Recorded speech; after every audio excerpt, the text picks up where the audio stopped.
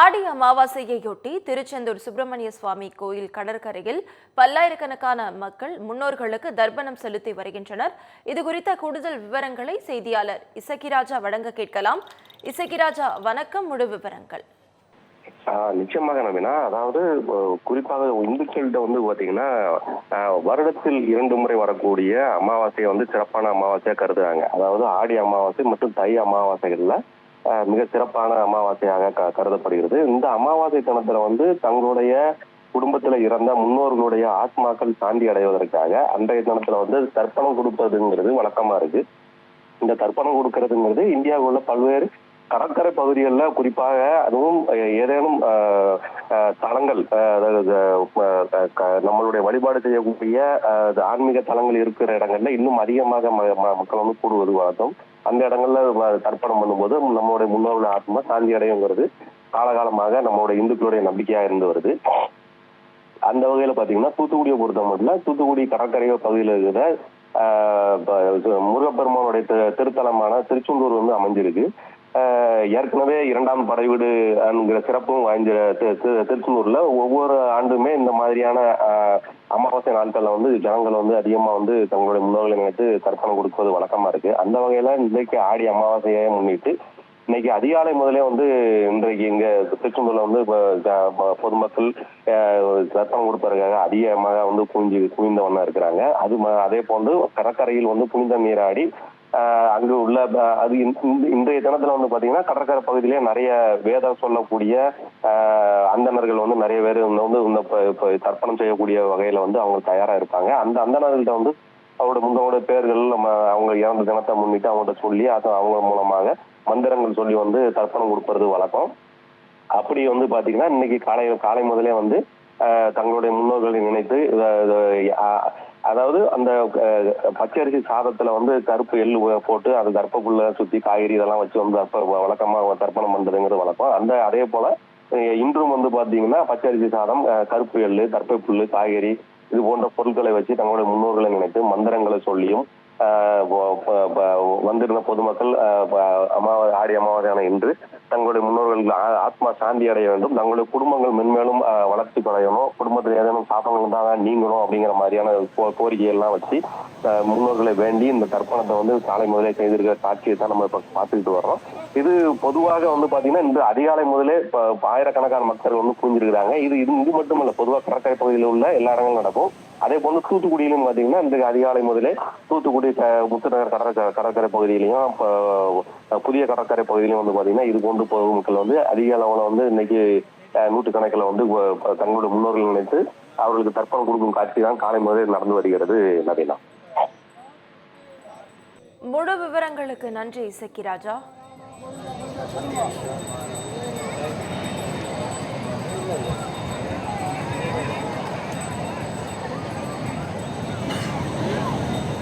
ஸ்ரீராம கன்னியாகுமரியிலே 108 வைகுண்டத்திலே 1008.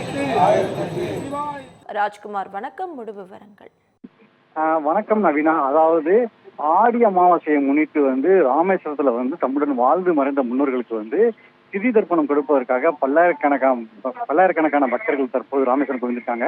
அதாவது தீர்த்த மூர்த்தி ஸ்தலம் இப்படி முக்குரிமைகளை கொண்ட ராமேஸ்வரம் ராமநாதசாமி திருக்கோவிலுக்கு நாள்தோறும் ஆயிரக்கணக்கான பக்தர்களும் திருவிழா காலங்கள் மற்றும் ஆடி அமாவாசை, தை அமாவாசை, மகாலயபக்ஷ அமாவாசை உள்ளிட்ட காலங்களில் பல்லாயிரக்கணக்கான பக்தர்கள் இங்கு ராமேஸ்வரம் வருவது வழக்கமாக இருந்து வருகிறது. இந்த சூழல்ல இன்று ஆடி அமாவாசை முன்னிட்டு நேற்று முதலே வட மாநிலங்கள் மற்றும் தென் மாநிலங்களில் இருந்து ஏராளமான பொதுமக்கள் ராமேஸ்வரம் வர தொடங்கினர். அதனால இன்று ஆடி அமாவாசை முன்னிட்டு அதிகாலை முதலே தம்முடன் வாழ்ந்து மறைந்த முன்னோர்களுக்கு ராமேஸ்வரம் அக்னி தீர்த்த கடற்கரையில திதி தர்ப்பணம் கொடுத்து எள்ளு பிண்டம் வைத்து முன்னோர்களுக்கு தம்முடன் வாழ்ந்து மறைந்த முன்னோர்களுக்கு தற்போது திதி கொடுத்து வர்றாங்க. திதி கொடுத்து விட்டு முடித்த பக்தர்கள் ராமேஸ்வரம் ராமநாதசாமி திருக்கோவிலில் உள்ள 22 புண்ணிய தீர்த்தங்களில் நீராடி விட்டு பின்பு ஸ்ரீ ராமநாதசாமி மற்றும் ஸ்ரீ பர்வதவர்த்தினி அம்பாளை வந்து நீண்ட வரிசையில், அதாவது 1 மணி நேரம் மற்றும் 2 மணி நேரத்துக்கு மேலாக நின்று காத்திருந்து சாமி தரிசனம் செய்து வராங்க. அதனை தொடர்ந்து வந்து அதாவது கூட்ட நெரிசலை தடுப்பதற்காகவும் பக்தர்களை பாதுகாப்பதற்காகவும் ராமேஸ்வரம் பகுதியில் வந்து சுமார் 500க்கும் மேற்பட்ட போலீசார் வந்து தற்போது பாதுகாப்பு பணியில் ஈடுபட்டு வராங்க. அதே போல ராமேஸ்வரம் பகுதி முழுவதுமே தற்போது வந்து பேருந்துகள் வந்து தற்போது ஒரு வழி பாதையாக மாற்றி அமைக்கப்பட்டுள்ளது. நவீனா, முழு விவரங்களுக்கு நன்றி ராஜ்குமார். ஆடி அமாவாசையையொட்டி நெல்லை பாபநாசத்தில் உள்ள பாபநாசநாதர் கோயில் கடற்கரையில் லட்சக்கணக்கான மக்கள் முன்னோர்களுக்கு தர்ப்பணம் கொடுத்து சுவாமி தரிசனம் செய்து வருகின்றனர். இதுகுறித்த கூடுதல் விவரங்களை செய்தியாளர் தங்க சுரேஷ் வழங்க கேட்கலாம். தங்க சுரேஷ், வணக்கம். முழு விவரங்கள். நவீனா, ஆடி அமாவாசையை முன்னிட்டு பாபநாசநாதர் கோயிலில் தாமிரபரணி நதிக்கரையில் முன்னோர்களுக்கு தர்ப்பணம் செய்து லட்சக்கணக்கான பக்தர்கள் சாமி தரிசனம் செய்து வருகின்றனர். புரட்டாசி மாதம் வரும் மகாலய அமாவாசை மற்றும் ஆடி அமாவாசை தினங்களில் தங்களது முன்னோர்களுக்கு நீர்நிலைகளில் எள்ளும் தண்ணீரும் இறைத்து தர்ப்பணம் கொடுத்து வழிபடும் மூலம் நமது முன்னோர்களிலிருந்து ஆசீர்வாதம் பெறலாம் என்பது ஐதீகமாக கூறப்படுகிறது. இதன்படி அமாவாசை நாட்களில் முன்னோர்களை வணங்கும் வகையில் ஆறு, கடல், அருவி, கரை போன்ற நீர்நிலைகளில் தர்ப்பணம் திதி கொடுத்து வழிபாடு செய்வதை வழக்கமாக கொண்டுள்ள பக்தர்கள் இன்றைய தினம் நெல்லை மாவட்டத்தை பொறுத்தவரையில் பாபநாசம் கோயில் முன்பாக உள்ள தாமிரபரணி ஆற்றின் படித்துறை மற்றும் கல்லிடைக்குறிச்சி, அம்பாசமுத்திரம் ஆகிய இடங்களில் உள்ள தாமிரபரணி ஆற்றின் கரையோரமும் ஏராளமானவர்கள் தங்களது முன்னோர்களுக்கு தர்ப்பணம் கொடுத்து வருகின்றனர். தற்போது பாபநாசம் படித்துறை பக்தர்கள் வாழை இலையில் எள்ளு மற்றும் அரிசி மாவினால் ஆன பிண்டங்களை பிடித்து வாழைப்பழம், வெற்றிலை, ஊதிபத்தி ஆகியவைகளை பித்திருக்களுக்கு படைத்து சிறப்பு வழிபாடுகள் நடத்தி வருகின்றன. தொடர்ந்து பக்தர்கள் முன்னோர்களுக்கு வைத்து வழிபாடு செய்த அந்த பிண்டத்தை தாமிரபரணி ஆட்சி தண்ணீரில் கரைத்துவிட்டு ஆற்றில் புனித நீராடி பாபநாசநாதர் கோயிலில் சிறப்பு தரிசனம் செய்து வருகின்றனர். தாமிரபரணி ஆட்சிக்கரையை நோக்கி ஏராளமான குடும்பத்தினர் தங்களது குடும்பத்தோடு வருவதால் அங்காங்கே போக்குவரத்து நெரிசல் ஏற்பட்டது. அதையும் தற்போது போலீசார்கள் சீரமைத்து வருகின்றனர். முழு விவரங்களுக்கு நன்றி தங்க சுரேஷ்.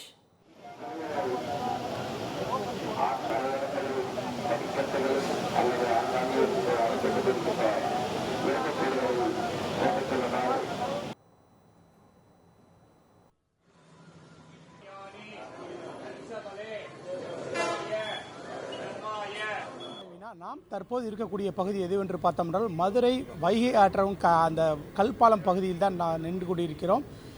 ஆடி அமாவாசை என்பது மிகவும் சிறப்பு வாய்ந்த அமாவாசையாக பார்க்கப்படுகிறது. இந்த அமாவாசை நாளில் அந்த முன்னோர்களுக்கு தர்ப்பணம் கொடுப்பது மிகவும் சிறப்பானதாக பார்க்கப்படுகிறது.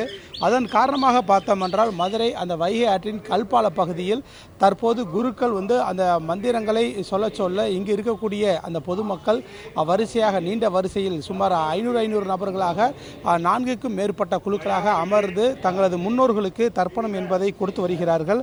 இந்த ஆடி அமாவாசை திதி நம்முடைய முன்னோர்களுக்கு தர்ப்பணம் கொடுப்பதற்கான பிரத்யேக திதியாகவும் மாதந்தோறும் அமாவாசை என்று திதி கொடுப்பதால் அந்த பித்ருதோஷம் நீங்குவதோடு முன்னோர்களின் அந்த ஆசி நமக்கு கிடைப்பதுடன் குடும்பத்தில் அமைதியும் மகிழ்ச்சியும் ஏற்படும், சகல சௌபாக்கியம் உண்டாகும், நமக்கு ஏற்படும் துன்பங்கள் நீங்கும் எனவும் கூறப்படுகின்றது. அதே போன்று அமாவாசை அந்த பித்ருக்கள் வழிபாட்டின் போது வீட்டில் முன்னோர்களின் அந்த படத்திற்கு துளசி மாலையோ துளசி இலையோ சமர்ப்பித்து அந்த மகாவிஷ்ணுவை மகிழ்விக்கும் நிகழ்வாகவும் இதனால் பித்திருக்களுக்கு நம்மளுடைய முன்னோர்களுக்கு விஷ்ணுவின் ஆசி கிடைக்கும் எனவும் அவர்களின் மகிழ்ச்சி நமது அந்த சந்ததியினரை வாழ்த்துவார்கள் எனவும் அதன் மூலம் நமது துயர் நீங்கி வாழ்வில் சுபிச்சம் ஏற்படும் என அந்த கூறப்படுகின்றது.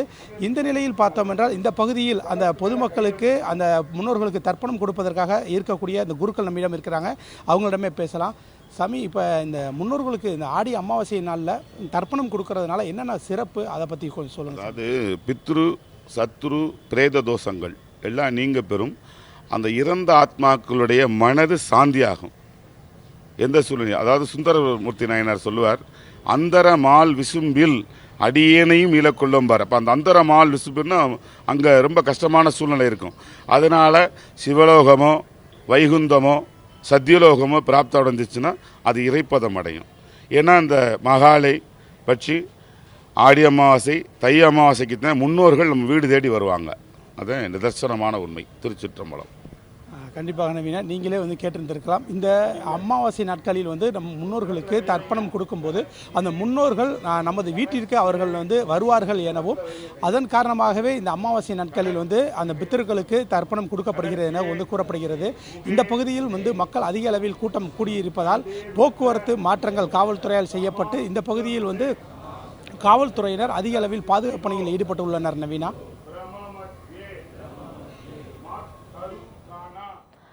களத்தில் இருந்து தகவல் அளித்தமைக்கு நன்றி நாகேந்திரன். இசக்கி ராஜா, வணக்கம். முழு விவரங்கள்.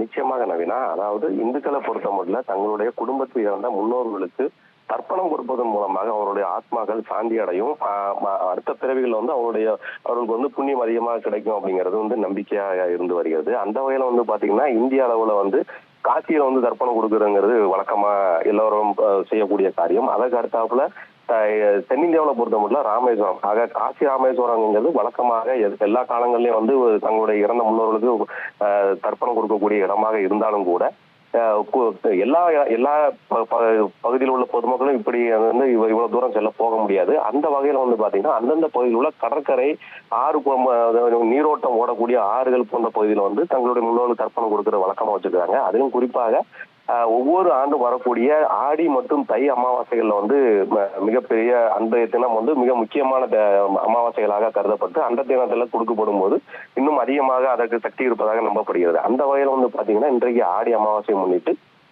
தூத்துக்குடியில இருக்கக்கூடிய புதிய துறைமுகம் கடற்கரை பகுதியில காலை முதலே பாத்தீங்கன்னா ஆயிரக்கணக்கான இந்துக்கள் பொதுமக்கள் இந்த பகுதியில புனித நீராடி தங்களுடைய முன்னோர்களை நினைத்து தர்ப்பணம் கொடுக்கக்கூடிய காட்சிகளை நம்ம பார்த்து வருகிறோம். அந்த வகையில பாத்தீங்கன்னா இந்த தர்ப்பணம் கொடுப்பதற்கு சில அந்தணர்களும் அவர்களாகவே முன் அங்க அமர்ந்திருப்பாங்க. அவர்கள் மந்திரங்கள் கூறி அவருடைய முன்னோர்கள் அங்கு வரக்கூடிய இந்துக்கள் பொதுமக்கள் தங்களுடைய முன்னோர்களின் பெயர்களையோ அவருடைய நட்சத்திரங்கள் அவர்களுக்கு இறந்த தேதி உள்ளிட்டவற்றை குறிப்பிட்டு சொல்லி அந்த குறிப்பிட்ட நபர்களுக்காக மந்திரங்கள் சொல்லியும் அந்த தர்ப்பணம் செய்யப்படுகிறது. அந்த வகையில பாத்தீங்கன்னா இந்த பச்சரிசி சாதத்துல கருப்பு எள் கலந்து காகங்களுக்கு கொடுப்பது, காய்கறிகள் சமைத்து அதை வைத்து வழிபடுவது, தர்ப்பப்புல் அணிஞ்சு அந்த மூலமாக கொடுக்கும் போது இன்னும் அதிகமாக தங்களுடைய முன்னோர்களுடைய ஆத்மாக்களுக்கு கிடைக்கக்கூடிய நன்மைகள் கிடைக்கும் அப்படின்னு கருதுறாங்க. இந்த முன்னோர்களுக்கு தர்ப்பணம் இப்படி கொடுக்கறதுனால தங்களுடைய குடும்பத்தில் மீது இருக்கக்கூடிய சாபங்கள் நீங்கும், தங்கள் குடும்பத்தில் இருக்க மேலும் அதிக அளவுல வளர்ச்சி கிடைக்கும் அப்படிங்கிற நம்பிக்கை பல இந்துக்கள்கிட்ட அதிகமா இருக்கு. அந்த வகையில பாத்தீங்கன்னா இன்று அதிகாலை முதலே தூத்துக்குடி புதிய துறைமுகம் கடற்பகுதியில மிக அதிக அளவுல ஜனங்கள் ஆயிரக்கணக்கான பொதுமக்கள் கூடி தர்ப்பணம் கொடுத்துக்கிட்டு இருக்காங்க. இது தர்ப்பணத்தை கொடுத்த பின்னர் அங்கே கடற்கரை பகுதியில புனித நீராடி அருகில் உள்ள ஆலயங்களுக்கு சென்று அங்கு அவங்க அர்ச்சனை செய்தும் தீபாராதனை அர்ச்சனை செய்து கோயில கும்பிட்டு வீட்டுக்கு செல்வதை வழக்கமா வச்சிருக்காங்க. நவீனா, முழு விவரங்களுக்கு நன்றி இசக்கி ராஜா. ஆடி அமாவாசை ஒட்டி பெரும்பான்மையான மக்கள் அவர்களுடைய முன்னோர்களுக்கு திதி கொடுக்கக்கூடிய ஒரு தினமாக பார்க்கப்படுகிறது. எந்த நேரத்தில் திதி கொடுக்கலாம், அதனுடைய சிறப்பு அம்சங்கள் என்ன அப்படின்றத விளக்குவதற்காக நம்மோடு தெய்வீக ஜோதிடர் பாலகிருஷ்ண ரெட்டி நம்மோடு இணைஞ்சிருக்காரு. அவர்கிட்ட கேட்டு பெறலாம். சார் வணக்கம். எந்த நேரத்தில் முன்னோர்களுக்கு திதி கொடுக்கணும், அதனுடைய சிறப்பு அம்சங்கள் என்னன்னு பற்றி சொல்லிடுங்களேன். நாளைக்கு ஆடி அமாவாசை 24ஆம் தேதி வியாழக்கிழமை அப்படிங்கிறதுனால எல்லாருக்குமே அந்த ராகு காலம் யமகண்டம் நல்லா தெரியும்.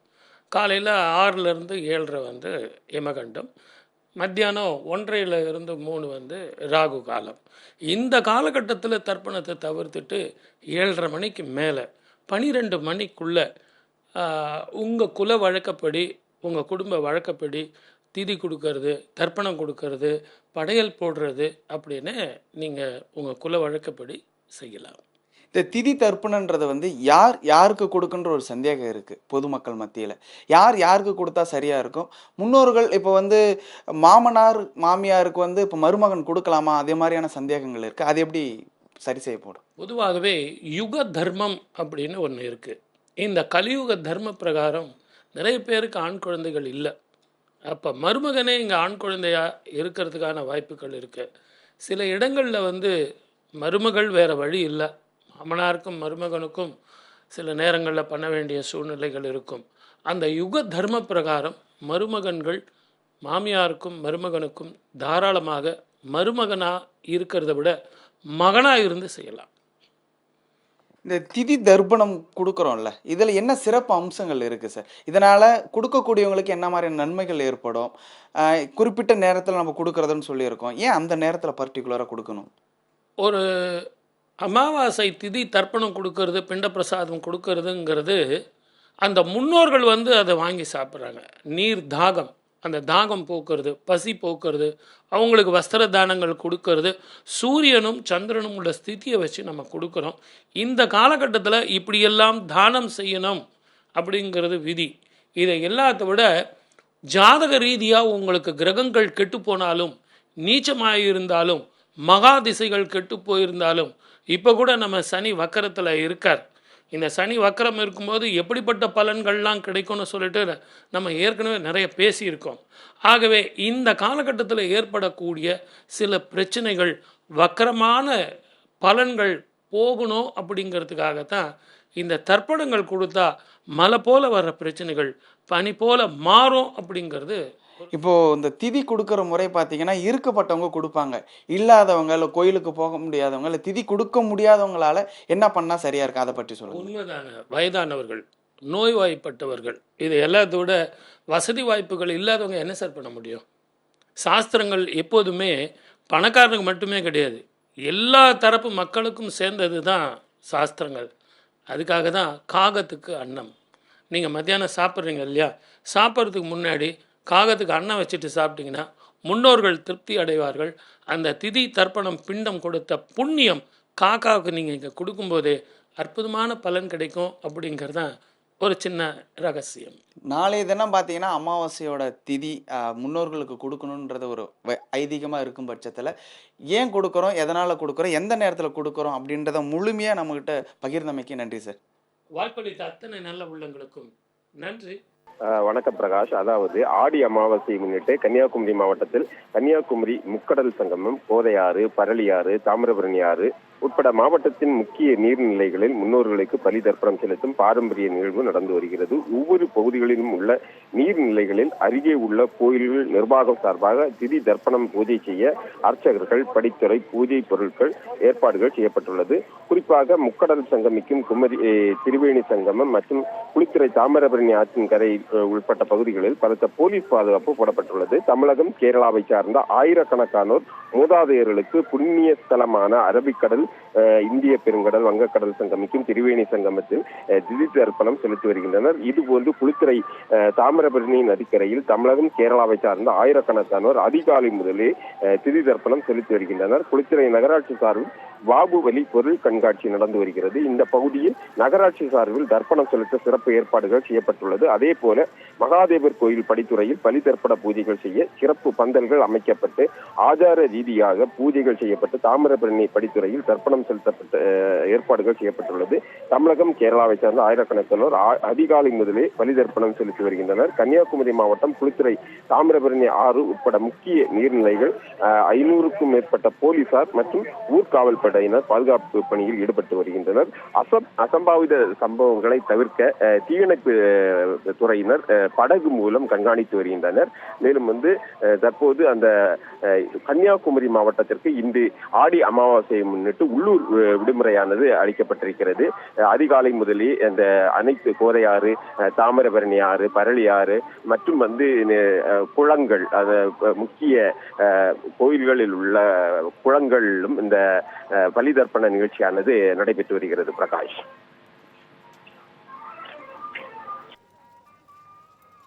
விவரங்களை வழங்கியமைக்கு நன்றி அருள்குமார். தீபன் வணக்கம். முழு விவரங்கள்.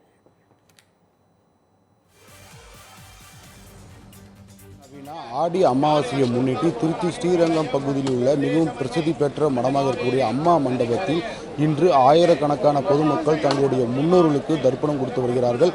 திருச்சி மட்டுமல்ல, திருச்சி சுற்றியுள்ள சேலம், கரூர், புதுக்கோட்டை, தஞ்சாவூர் போன்ற பல்வேறு மாவட்டங்களிலிருந்து அதிகாலையிலிருந்து ஆயிரக்கணக்கான மக்கள் இந்த அம்மா மண்டபம் படித்துறையில் தர்ப்பணம் கொடுத்து வருகிறார்கள்.